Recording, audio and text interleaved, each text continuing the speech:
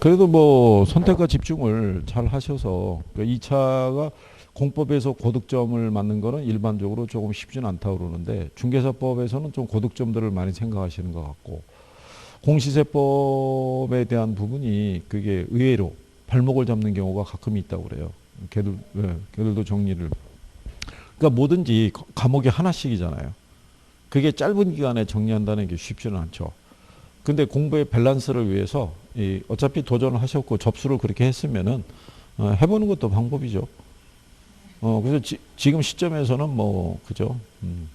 그래서 확실한 애들은 확실하게 다져놓고 나머지 이제 조금 여력이 있을 때 만약에 두 과목만 하게 되면은 이 밸런스가 깨질 수 있다고요. 루틴이 일주일에 이틀만 한다 이렇게 생각하면은 네, 그렇죠. 그러니까 쭉 해서 어차피 이제 뭐 한 며칠 안 남았잖아요. 그죠? 한 며칠 남았네. 열흘 한 그래서 한 40 뭐 그 정도 남았겠죠.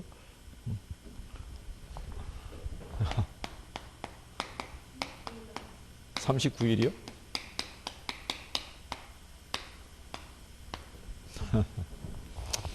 이게 1년이 금방 가요.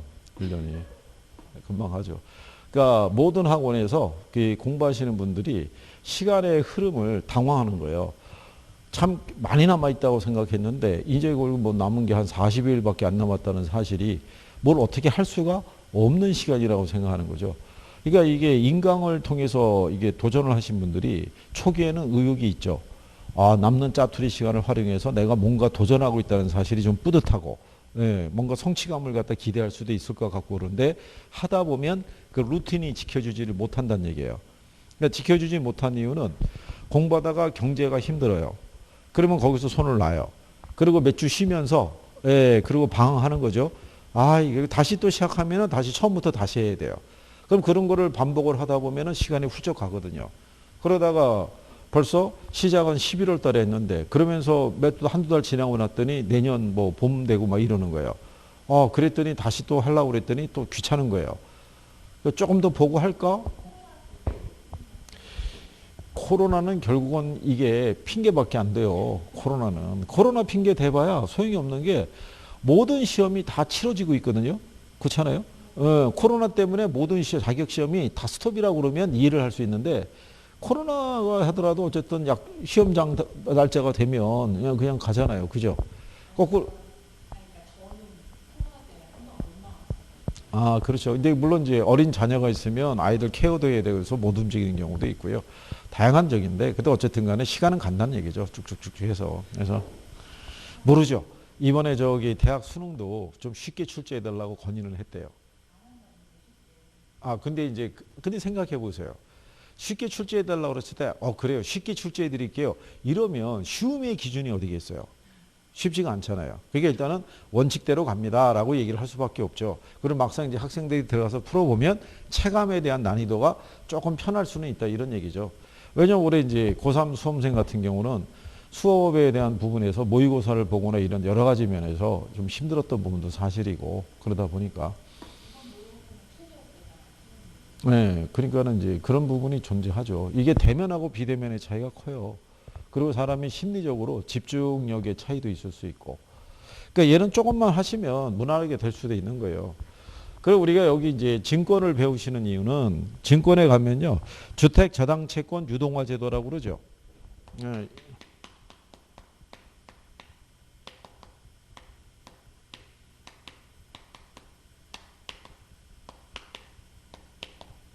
예, 제도의 취지를 얘기하면 이렇다는 얘기죠.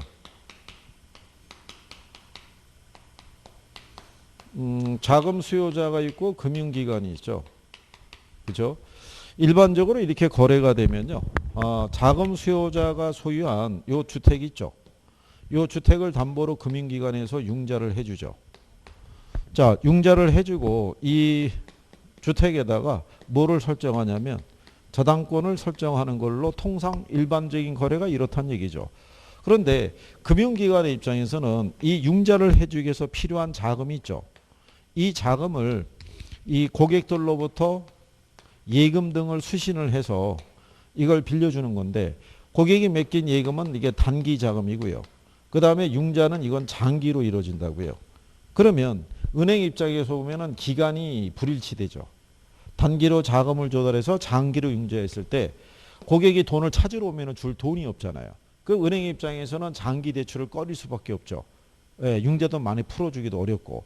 그러니까 이렇게 문제가 되니까 이거를 해소하기 위해서 여기 유동화 중개기간 또는 2차 대출기간이라고도 얘기를 하죠. 예, 얘가 생기면서 여기서 확보하고 있는 저당권 중에서 만기가 10년 이상의 저당권의 명칭을 저당채권이라고 그래요. 이 저당채권을 매매할 수 있다 그러면, 그러니까 얘를 얘한테 파는 것 있죠. 그걸 우리가 저당채권의 유동화라고 그래요.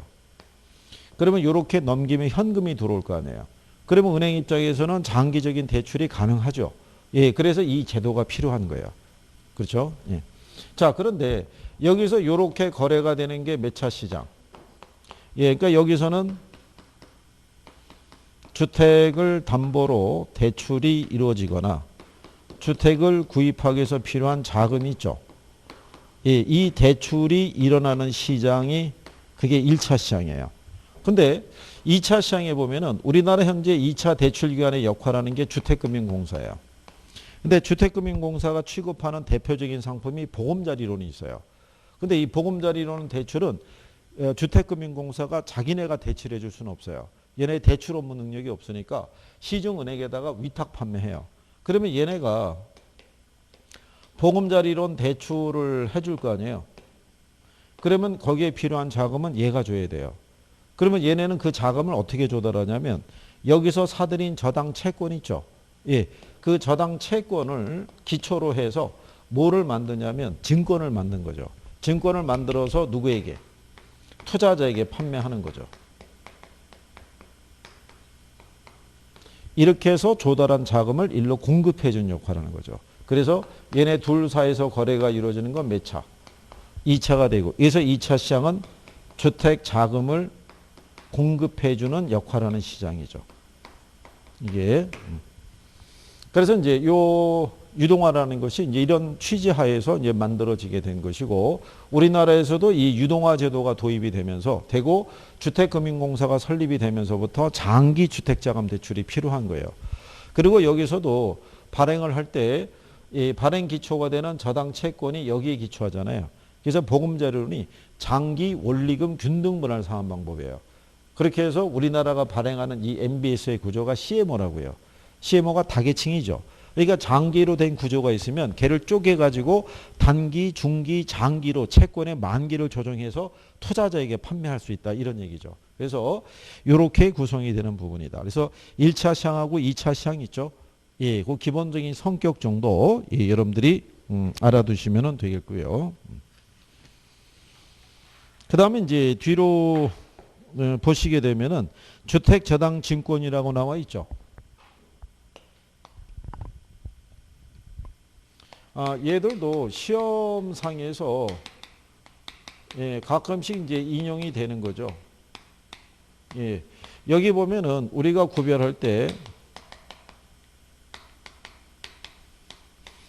지분형 MBS가 있고요. 예, 채권형 MBS가 있고 그 다음에 혼합형 MBS가 있다라고 얘기한 거죠. 그래서 지분형 MBS의 대표적인 게 MPTS, MBB, 그 다음에 MPTB, 그 다음에 CMO. 얘네 기본적으로 출제할 때요. 기준이 이거죠. 요 저당 채권에 관한 소유권이 있죠. 하고 원리금 수취권이 있죠. 예, 이거를 누가 가지고 있느냐에 따른 구분이었어요. 원리금 수취권을 갖고 있는 애들이 조기상환 위험도 같이 부담해요. 조기상환 위험도. 그래서 심지어는 여기서 우리가 뭐라고 말씀드렸냐면 여기 S로 끝나는 애가 전부 다 투자자라고 그랬었죠. 그 다음에 여기 B로 해서 이렇게 두 개가 나온 애가 우리가 발행자라고 이렇게 얘기를 했었어요. 얘네가 혼합형이니까 소유권은 발행자가 갖고요. 원리금 수취권을 갖고 있는 애가 조기상환 위험도 부담하니까. 이렇게 해드려서 그래서 얘네가 혼합형이라고 말씀을 드린 거죠. 근데 시험에서는 MBB 있죠. 네, MBB에서 문제가 뭐라고 주냐면 MBB에 대한 소유권 있죠. 소유권을 투자자가 갖는다. 투자자가 갖지 않는다. 뭐 이렇게도 출제를 하는 거예요. 그러면 투자자가 나오면 틀리다고 생각할까요? 뒤를 안 보고. 그러니까 그 끝 문장까지 봐줘야 돼요. 그래서 누가 갖고 있냐에 따른 구분이죠. 그래서 여기는 MPTS 같은 경우는 여기 우리가 PT라고 하는 게 패스스루시잖아요. 패스스루의 의미가 자동이체라는 표현이에요. 그러면 여기서 들어오는 원리금이 있잖아요. 그걸 그대로 누구에게? 투자자에게 넘겨주는 거죠. 그러면 전체 자기네가 갖고 있는 채권이 만약에 100억 정도의 채권을 갖고 있으면 그중에 이 증권을 10억 정도를 만약에 이 사람에게 팔았잖아요. 그럼 일부 지분을 넘겨준 거잖아요. 100억 중에 일부를. 그러면 여기서 들어오는 원리금 중에서 10억에 해당하는 원리금은 그대로 누구에게? 투자자에게 넘겨주는 거죠. 그러면 그 10억에 해당하는 게 조기 상환이 들어오거나 하게 되면 수명이 일찍 끝날 수도 있죠. 그러니까 모든 책임을 다 누가? 투자자가 지는 구조로 발행하는 게 그게 MPTS라고 생각하시면 돼요. 근데 MBB 같은 경우는 보유하고 있는 자산이 100억짜리가 있잖아요. 그러면 만약에 MBB를 발행하게 되면 이거를 파는 게 아니라 이거를 담보로 제공하고 돈을 빌려오는 구조예요. 돈을. 네, 대신에 이 자기네가 이 부분에 대한 권리는 다 얘네가 갖고 있잖아요. 그죠? 대신에 여기 있는 투자자에게는 MBB를 매입하게 되면 만기 때까지 이자 지급은 보장을 해주는 거예요. 그래서 MBB는 여기 있는 요 자금 수요자가 조기 상환을 하든 어떤 상황이 발생하든지 간에 MBB 발행하면서 약정한 기간이 있죠. 이 기간 동안은 투자자에게 이자 지급은 해줘야 되는 거예요. 그래서 만기가 보장이 되는 거 뭐 하나 있다. MBB 하나가 있다라고 얘기하는 거예요. 자, 그런데 여기 있는 얘네들은 전부 다 한 종류예요. 만기가. 근데 만기가 한 종류다 보면 30년 만기 그러면 장기 투자자 말고는 투자할 사람이 없잖아요. 그래서 여기 있는 CMO라는 게 다계층이라고 그랬었죠. 그럼 여기 있는 저당 채권 중에서 만기가 비슷한 애들끼리 묶어서 상품을 또 만든 거예요. 그러니까 파생 상품 안에 파생 상품을 또 만든 거예요. 그래서 만기가 3년짜리, 만기가 예서 5년짜리, 만기가 10년짜리, 만기가 20년짜리 이렇게 다양한 계층을 만들게 되면 단기 투자를 희망하는 사람, 중기 투자를 희망하는 사람, 장기 투자를 희망하는 사람을 다 흡수할 수 있죠. 그래서 우리나라에서 발행되는 구조가 이거예요. 이거 한 종류로만. 그래서 이제 이런 기본적인 구조를 갖고 있다는 것을 알고 계시면 될 거예요. 그래서 기본적으로 요 내용 정도만 알고 계셔도 충분히 구별할 수 있고요. 이게 콜 방어에 대한 부분은 여기에서 MBB만 전부예요. 얘는 부분적인 콜 방어고. 그래서 이제 뭐 요 정도까지 아마 인용이 된 걸로 이제 기억을 하니까요. 그래서 이게 증권을 이렇게 생각하셔야 되죠. 증권이 어렵다고 그래서 증권을 통으로 버리면 안 돼요. 최소한 요 정도는 알아두셔야 돼요. 그래야지만 간단하게 문제가 나오면 답을 맞출 수 있는 거예요. 우리가 어차피 40문제 중에서 계산 9개 빼면 31개 남아요. 이 중에서 한 4문제 정도는 이론적으로 힘들 수도 있어요. 처음 본 애가 나올 수도 있고 그거 빼도 한 27개 나와요. 이 정도는 우리가 승부 걸어볼 수 있어요. 네, 그래서 그리고 이 중에서 한 15개 정도는 쉽게 접근이 될 거예요. 그죠? 그러니까 나머지가 한 12개를 누가 공부를 조금 더 충실히 했느냐 그 차이점이라고 생각하시면 되고 그 다음에 실수와 착각이 있죠. 예, 그것만 줄일 수 있으면 예, 그러면은 원하는 점수를 맞아갈 수 있을 거예요. 그죠? 만점에 도전하는 건 아니니까 차분하게 그게 보시면은 무난하게 갈 수 있을 거라고 생각하죠. 네. 자, 그 다음에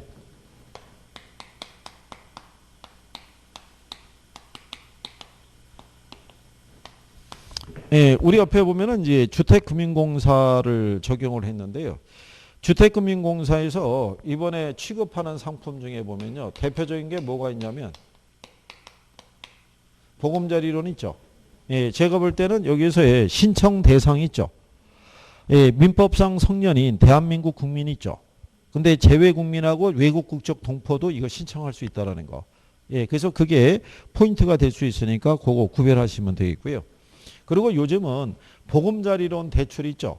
예, 대출해 줬을 때 이번에 요게 뭐가 바뀌었냐면은 그 밑으로 가시게 되면은 양가로 7번에 전입 관련 유의 사항이 있죠. 예, 거기 보면은 2020년 7월 1일 신청 완료분부터 적용한다고 돼 있죠. 거기 보면은 대출 실행일로부터 3개월 이내에 본권 담보주택의 전입을 완료를 해야 돼요.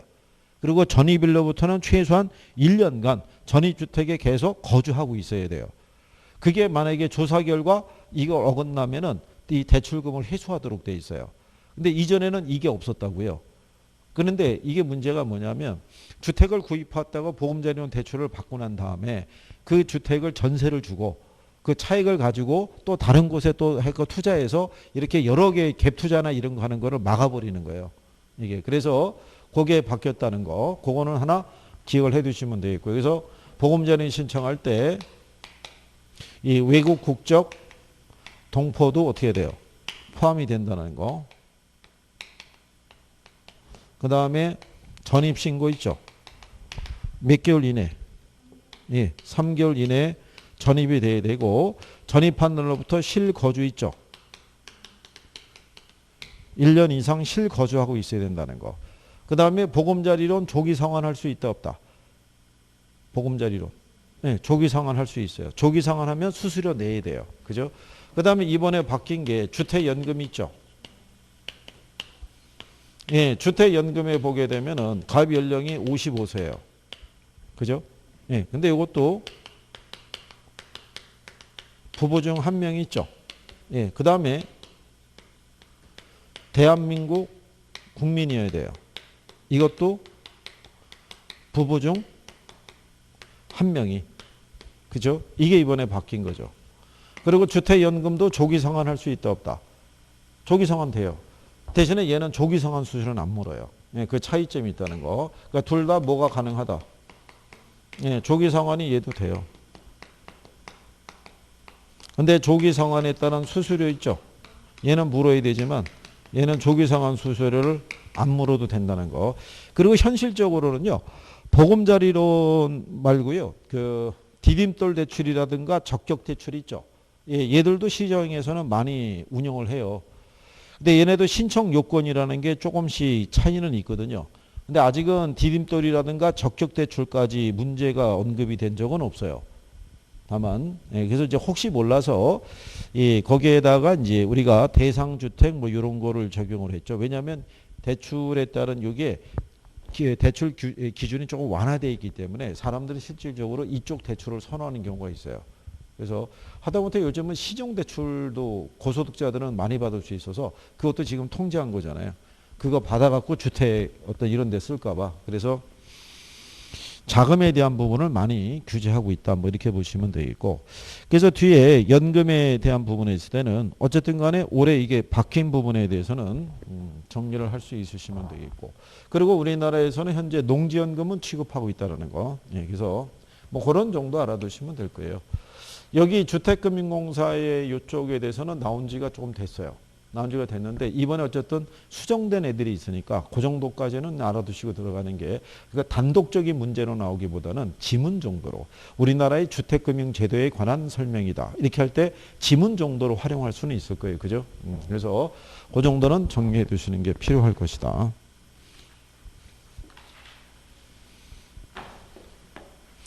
그 다음에 이제 뒤로 넘어가시면 부동산 투자회사 제도라고 있죠. 얘도 시험상에서 잘 나와요.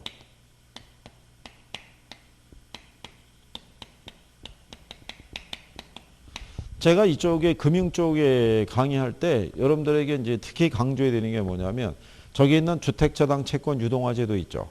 예, 제 하나, 리치 하나. 그러면 제가 부채금융의 대표적인 거예요. 얘가 지분금융의 대표적인 거예요. 그 다음에 자, 이런 얘기잖아요. 주택 소비금융이 있고요. 주택 개발금융이 있잖아요.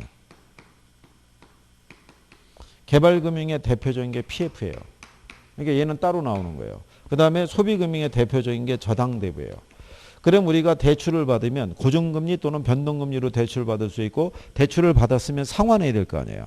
그때 원금 균등이냐 원리금 균등이냐 점증이냐 있죠. 예. 그래서 그 네 가지가 기본이에요. 이론을 물어볼 때. 그 다음에 이론을 물어볼 때 하나 더 들어오는 게 주택금융제도.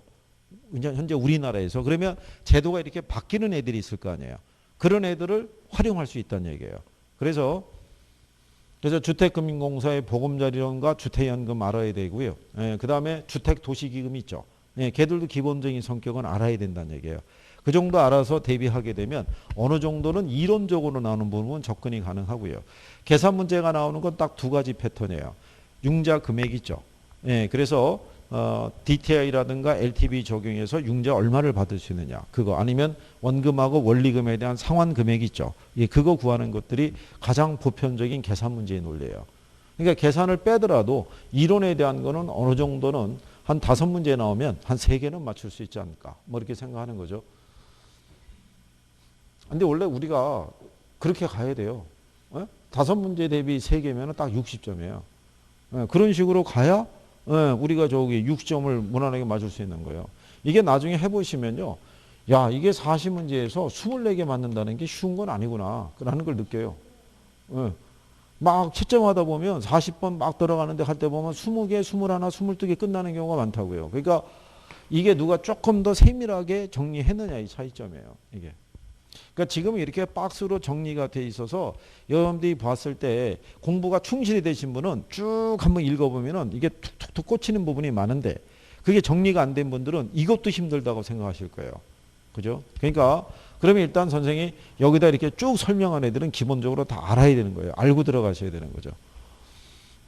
자, 우리가 이제 리츠라는 거는 지분형 간접 투자 방식이라고 얘기했어요. 그죠?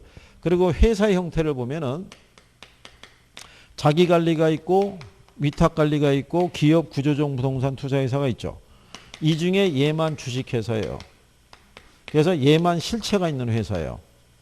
그러니까 얘네는 자산의 투자 운용이 있죠. 자산의 투자 운용을 얘네가 직접 하는 거예요. 그러니까 얘네는 주식회사이기 때문에 본점에 지점 설치할 수 있죠. 그 다음에 직원을 고용하거나 상근 임원을 둘 수 있는 거예요. 근데 여기 있는 위탁하고 기업 구조정은 얘네는 명목회사라고요. 그러니까 서류상으로만 존재하는 회사예요. 그러니까 얘네는 자산의 투자 운용을 직접 할 수 없으니까 자산관리회사에다가 뭐를 해야 돼요? 위탁을 해야 돼요. 그렇죠? 그러니까 얘네는 명목회사이기 때문에 얘는 본점에 지점 설치할 수 있다 없다? 없고 직원을 고용하거나 상근 임원을 둘 수 없어요. 예, 이거를 꾸준히 물어보는 거예요. 그리고 이거를 섞어서도 주는 거예요. 그러니까 이거는 알아두셔야 되는 거예요. 그죠? 예, 그래서 여기 있는 자산관리회사는 이 자산의 투자 운영만을 목적으로 설립하는 회사예요. 다른 업무는 할 수가 없다라는 거. 예, 그래서 이런 기본적인 구조는 알아두셔야겠고요. 그 다음에 우리가 이제 박스에 구분해 드린 것처럼 리츠법을 구별해 놨잖아요. 예. 자, 리츠법에 대한 거를 구별했을 때 자기관리가 있고 위탁관리가 있고 기업 구조조정이 있죠. 자, 여기서 보면 설립자본금이 있죠.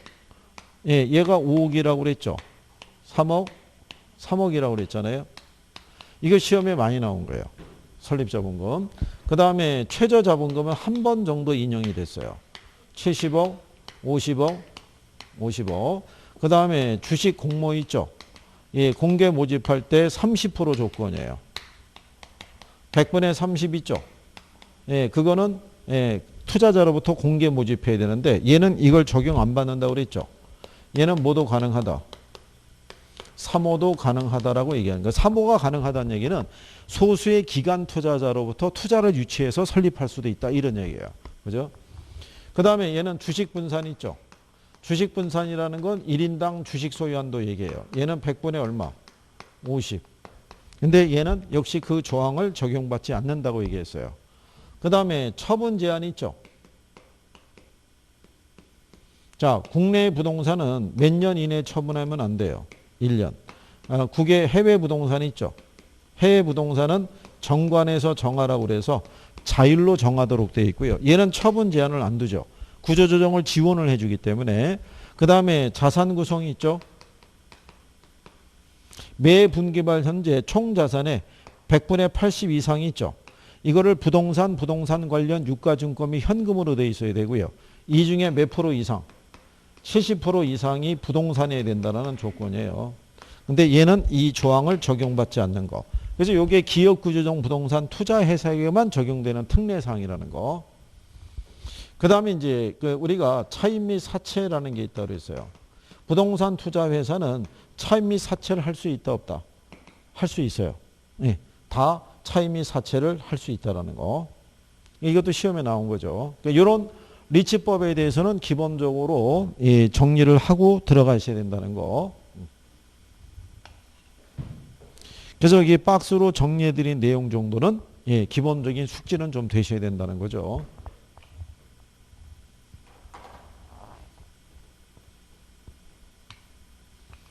그래서 예전에 비해서는 조금 더 내는 범위가 조금씩 늘어나는 거예요. 이게. 그래서 작년 같은 경우에는 내부 통제 기준이 있죠.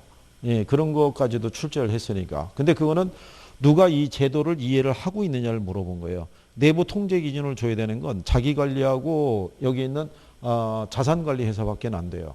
왜냐하면 얘네들은 명목 회사이기 때문에 아까 얘기한 것처럼 본점에 지점을 둘 수도 없고 직원을 고용하거나 상근 임원을 둘 수도 없기 때문에 직원들에 관한 내부 통제 기준은 쟤들이 만들 수는 없어요. 그러니까 그 업무를 대행해주는 자산관리회사하고 자기관리만 만들 수 있죠. 그래서 그런 내용 정도를 숙지할 수 있으시면 되죠. 그 다음에 이제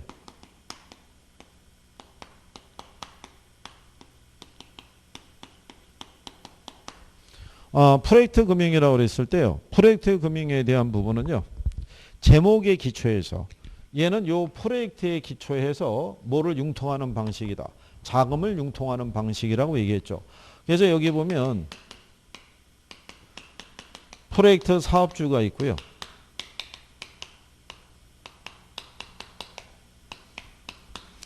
프로젝트 사업주가 자기가 뭐를 설립하는 거예요. 프로젝트 회사를 설립하고 자기가 가지고 있는 사업권 있죠. 이 사업권을 누구에게 넘겨주는 거예요. 프로젝트 회사로. 그럼 왜 그러냐면 프로젝트 사업주의 신용 있죠. 신용이 여의치가 않을 수도 있고 프로젝트 사업주가 이미 여러 군데 개발 사업에 투자 운영할 수도 있잖아요. 근데 추가로 이 프로젝트를 추진하려고 그러면 자금이 또 필요하잖아요. 그러면 부채 비율이 급격히 높아질 수도 있고 그러면 자금에 대한 회전에 여러 가지 어려움이 있다 보니까 그래서 그 사업권을 넘겨주고 별도의 프로젝트 회사를 설립해요. 그래서 얘가 설립이 되면은 프로젝트 사업주하고요. 프로젝트 회사하고는 법적으로나 경제적으로나 신용이 분리되는 현상이 나오는 거예요. 그죠? 그래서 거기 프로젝트 파이낸싱의 특징 중에 하나가 신용이 분리되어 있다고 얘기하죠. 그러면 만약에 이 프로젝트를 진행할 때 필요한 자금이 500억이라고 이렇게 볼 수 있을 거 아니에요? 그러면 투자자들은 뭐를 보고 여기다가 투자하겠냐는 거죠. 그죠? 근데 여기 투자자라고 그랬지만 이 투자자 안에는 돈을 대출해 주는 사람도 있고 아니면 말 그대로 투자를 들어가는 사람도 있을 수 있어요, 없어요? 있을 수 있다는 얘기죠. 그러면 이 사람들이 여기다 투자할 때는 이 회사를 보고 투자하는 게 아니라 여기서 나오는 이 프로젝트에서 발생하는 현금 흐름이 있죠.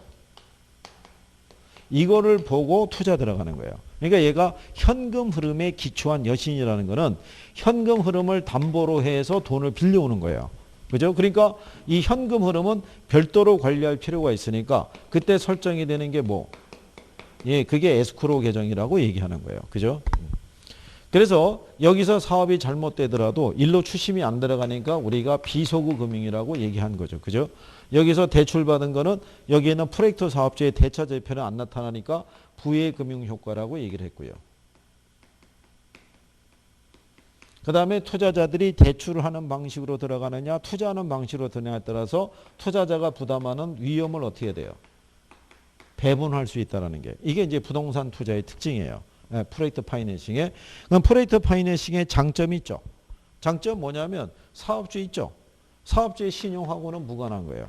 사업주의 신용이 낮더라도 프로젝트 자체의 수익성이 괜찮으면 자금을 조달할 수 있는 기법이라는 거죠. 근데 단점은 금융비용이 비싸요. 여기서 대출이 들어갈 때 이게 사업기간이 장기고 대출 규모도 막대하다고요. 그러니까 리스크가 좀 커요. 그러니까 금융비용의 부담은 좀 큰 편이에요. 그래서 일단 이런 식으로 운영이 되는 게 프로젝트 금융이라는 거. 그래서 얘가 시험상에 에스크로 계정을 물어볼 수밖에 없는 이유가 뭐냐면 이 프로젝트 금융이라는 게 결국은 현금 흐름을 담보로 자금을 조달하는 거예요. 그러니까 이 현금 흐름의 관리가 중요한 거예요. 그래서 에스크로 계정에 대한 부분을 시험상에서 빼놓지 않고 물어보는 거예요. 그러니까 그거 정도는 기억을 해 두셔야겠고요. 그 다음에 이제 뒤로 넘어가시게 되면 이게 이제 부동산 이제 개발에 대한 부분이 들어가 있었을 때요. 거기 보시면 제일 먼저 나오는 게 부동산 개발업의 관리 및 육성에 관한 법률상의 부동산 개발이라고 해놨죠. 예, 그래서 거기서 우리가 뭐는 기억해 달라고 그랬냐면 그 법률 중에서 시공을 담당하는 행위는 어떻게 돼요? 제외한다는 거. 예, 그래서 그거 하나 기억을 해 두시면 되겠고, 그 다음에 부동산 개발의 단계라고 해놨죠. 단계 안에 보게 되면요, 개발 사업에 따른 예비적 타당성 분석이 있죠. 예, 그래서 그 중에서도 거기 양가로 2번에 대한 부분이 있죠. 개발 방향을 설정하기 위해서 사업 시행 이전에 개발 여건 및 개발 잠재력을 분석하는 방법이 있죠. 그게 바로 예비적 타당성 분석에 해당이 된다는 거.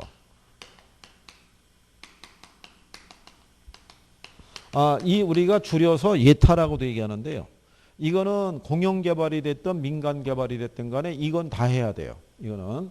그래서 예비적 타당성 분석에 관한 용어 정도는 알아두시라는 거. 그 다음에 그 밑에 있는 타당성 분석 단계에서 보면 이 타당성 분석의 결과는 모든 개발업자에게 동일하게 적용되지는 않는다는 거. 그 정도. 마케팅은 개발 사업 초기에 이루어지는 게 일반적이라는 거. 예, 뭐 그런 정도 알아두시면 되겠고요.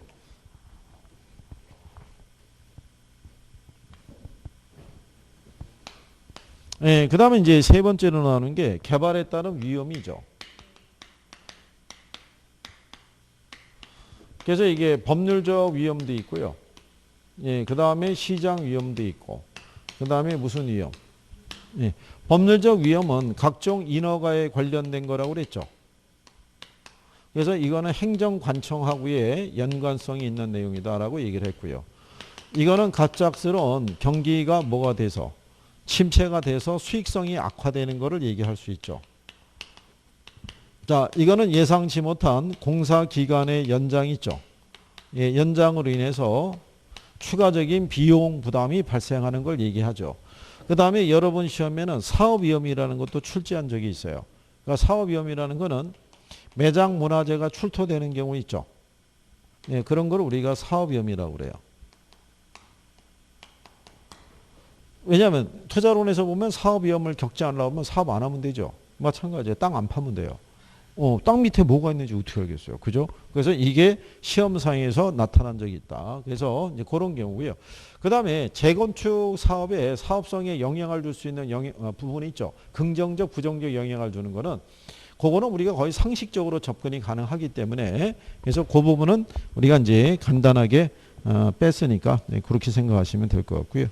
그래서 위험의 종류 정도는 지문이나 뭐 이런 걸로 언제든지 활용할 수 있으니까 그렇게 구별하시면 되겠고, 그 다음에 이제 그 밑에 가면 민간 개발 방식이라고 있어요. 그죠?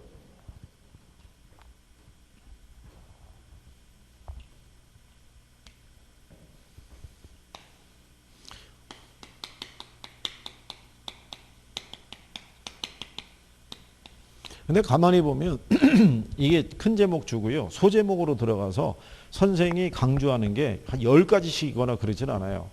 많아봐야 한 4-5가지 또 해놓고 그거 정도는 정리를 해두시면 된다라고 얘기를 해줘요. 그러니까 압축을 시켜주는 거잖아요. 그거는 알고 들어가야 된다. 그렇잖아요. 그러면 근데 왜냐하면 시험상에서 인용할 수 있는 범주가 어느 정도는 잘라져 있다고요.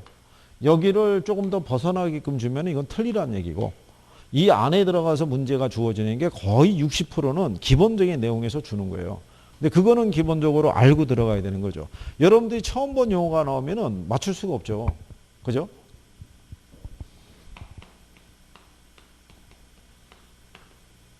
공안지세라고 들어보셨나요?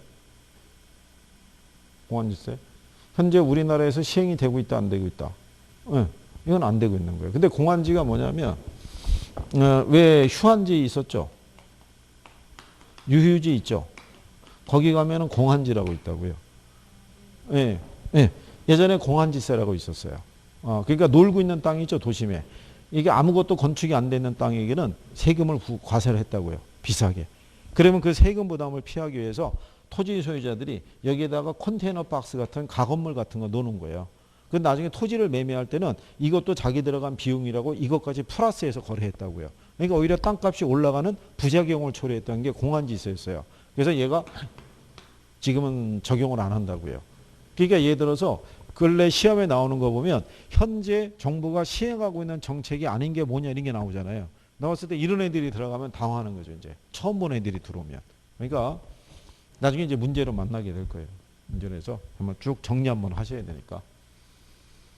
그 세법에서 보면은 요즘 그 종토세라고 부과하나요? 그러니까 이제 그런 게 나올 수 있다는 거죠. 지금 잘 모르겠거나 하나 아니나 이렇게 착각할 수 있는 것도 있죠. 예, 그런 것들을 해서 이제 물어볼 수도 있는 거예요. 그러니까 그렇게 해서 새롭게 나오는 애들 말고는 기본적인 거는 항상 물어봐야 되는 애들은 물어본다고요. 그러니까 거기는 기초적으로 정리가 되셔야 된다는 얘기죠. 자, 우리가 민간 개발 방식이 있을 때요. 이게 자체 개발이 있죠. 자체 개발의 또 다른 표현이 뭐냐면 지주 자력 개발이에요. 그러면 이거를 써드린 이유가 뭐냐면 자체 개발의 사업 주체는 토지 소유자라는 얘기예요. 그러면 돈도 누가 조달해요? 토지 소유자. 이익도 토지 소유자가 가져가고 위험도 이 사람이 다 부담하는 거예요. 모든 걸.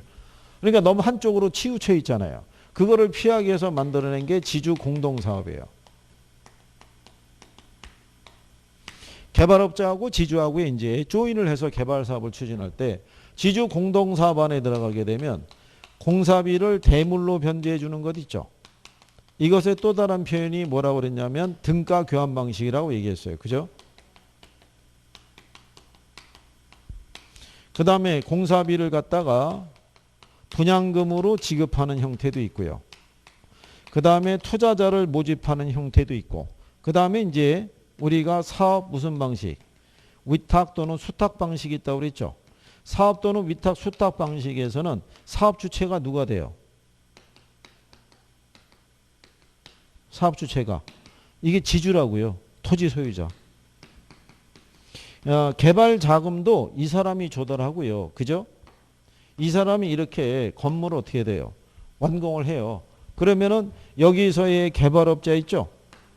예, 개발업자는 이 건물에 따른 사업 시행을 대행해 준다고 그러죠. 그러니까 분양 대행을 해주는 거예요. 분양 대행을 해주고 거기에 따른 뭐만 받아가는 방식이다. 수수료만 받아가는 방식이 사업 위탁 방식인 거예요. 예, 근데 여기 있는 토지 신탁 개발 방식 있죠.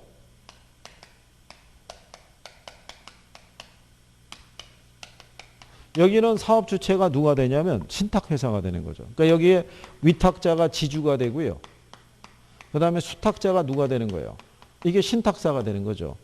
그러면 이 토지에 따른 소유권이 있죠. 예, 소유권이 누구의 명의로?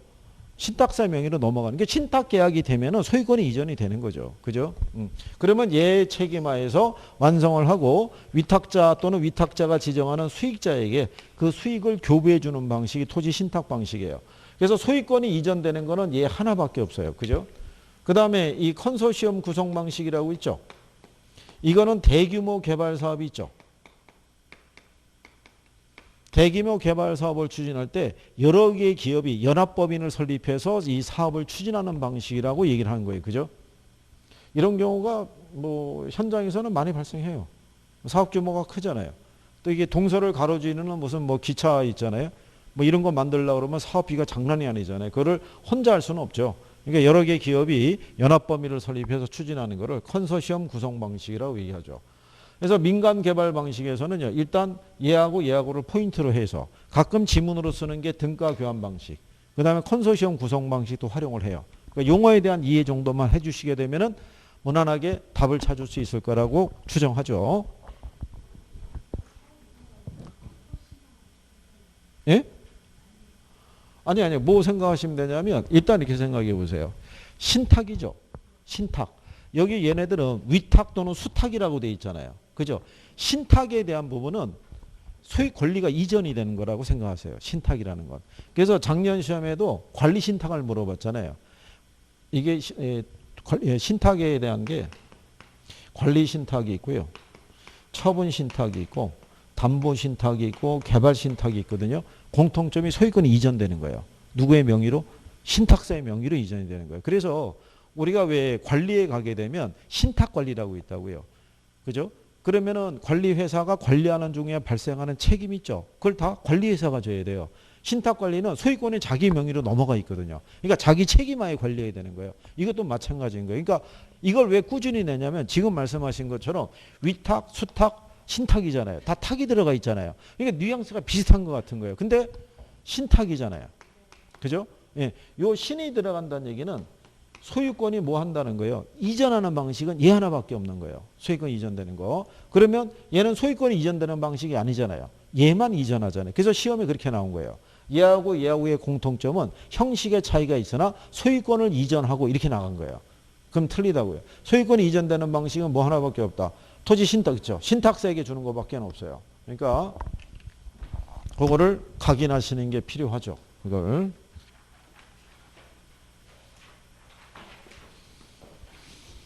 자, 그래서 이제 여기에 대한 내용을 하셨고요. 예, 또 잠깐 쉬었다가 이어서 해보시죠.